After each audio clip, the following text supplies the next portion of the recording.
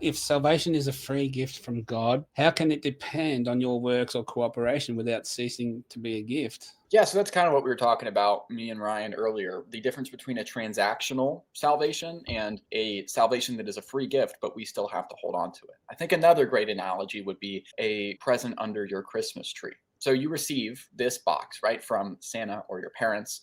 It's not something that you earned, but how are you going to get what's on the inside without opening it up first? Now, I wouldn't say, oh, I worked for this present. That's ridiculous. I wouldn't say that the salvation is my own doing, that me receiving that gift depended on my own works. No, rather, I'm opening the gift. I'm receiving it from God in the way that He has asked me to. I'm receiving it through baptism because God said, be baptized. Yeah, the analogy is not very helpful because if we were to make it more equivalent to what you believe, Noah, you'd only get the gift from your parents if you keep all their rules, even not just in the past, but also in the future. And if you willfully ever disobey them, they can just take that present off you. Well, then that's not really a gift. If I say, look, I'm going to give you a gift, Noah, but now you've got to do this for me and that for me. And if you don't, I'm snatching that back off you.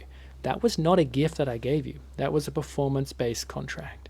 That's what you're making salvation to be, a performance-based contract that God will only accept me if I keep His rules well enough.